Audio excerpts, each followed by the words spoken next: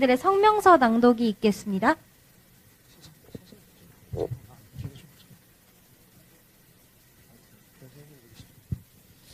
성명서. 우리 변호사들은 박근혜 대통령에 대한 탄핵이 불법적으로 이루어진 것을 감지하고 그 부당성을 널리 알리기 위해 이 자리에 섰다.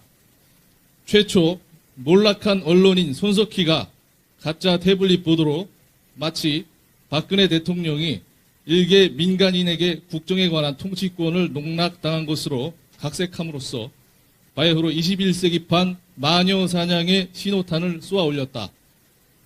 그 직후 검찰은 수사를 빙자하여 의도적으로 제2, 제3의 태블릿이라는 거짓 증거와 확인되지 않은 뜬소문을 흘리며 대중을 흥분시켰다.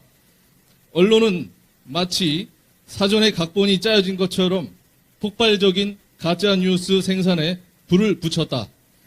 그리고 일련의 조직적인 선동가들로 구성된 촛불 세력이 전면에 등장하여 선량한 시민들을 현혹함으로써 전국을 허위, 날조에 의한 인격 살인의 굿판으로 만들어버렸다.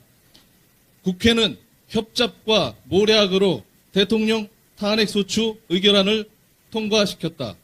그 과정에서 탄핵 사유에 대한 반대 토론은 전무하였고 피소추인과 관련된 증거조사 절차는 철저하게 무시하였다. 헌법재판소는 그들이 자백하였듯이 성난 촛불 군중들의 압박에 못 이겨 적법한 절차에 의한 심리를 포기하였다.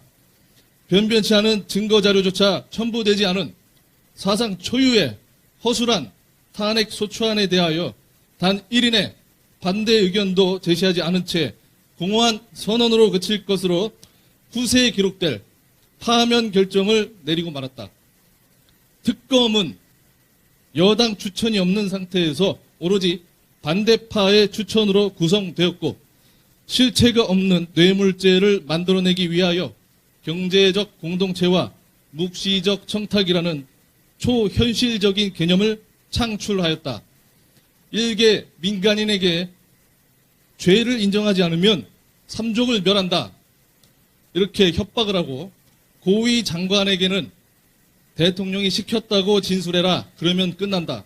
왜 쓸데없이 혼자 고집을 피우고 고생을 사서 하느냐.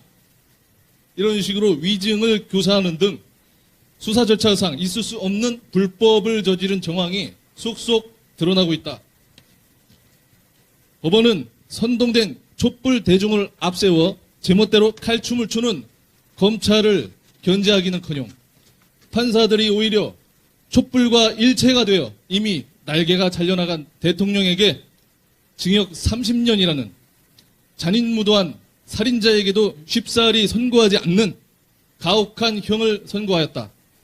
법원은 나중에 그 30년 징역형에 대하여 형 집행이 종료될 시점에 나이를 고려해서 10년을 깎아주겠다며 생색을 내는 등 정상적인 법치주의 국가에서는 결코 관찰할 수 없는 만행을 보여주었다.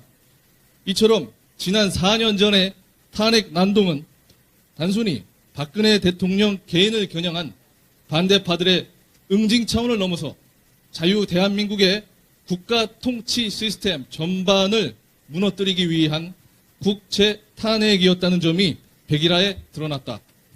탄핵 이후로 대한민국의 법치주의의 상징이었던 법원, 검찰, 경찰, 선관위, 헌법재판소, 방통위 등은 특정 정치 성향을 가진 이념 세력들에게 철저히 장악되었다. 청와대, 정부, 여당, 야당 할 것 없이 탄핵 이후 집권 세력의 극악무도한 가렴 추구와 무능한 경제 정책으로 힘없는 국민들의 삶은 피폐해졌고 자유를 빼앗긴 채 신음하고 있다. 지금 우리를 옥죄고 있는 문재인 정권의 전체주의 폭정은 기실 4년 전에 잘못된 탄핵이라는 사상 초유의 국채 쿠데타를 바로잡지 않고서는 결코 멈출 수 없다는데 우리 변호사들은 뜻을 같이 하였다. 이에 우리 11명의 대한민국 변호사들은 난자당한 조국의 법치주의를 다시 세우기 위하여 결의를 다진 한편 전체주의 국가의 폭압에 의해 처참하게 인권을 유린당하고 있는 박근혜 대통령을 무조건적으로 즉각 석방할 것을 요구하는 바이다.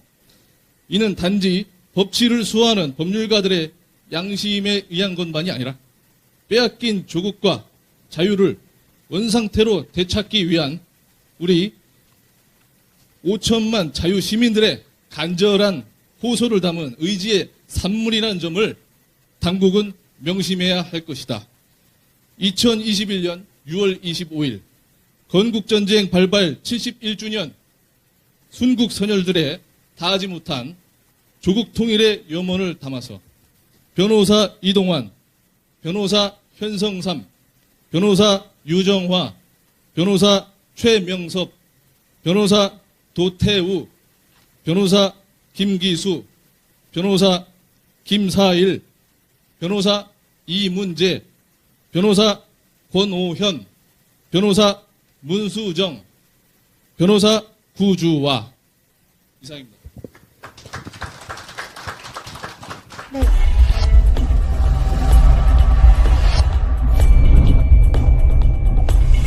리오 라이브 락TV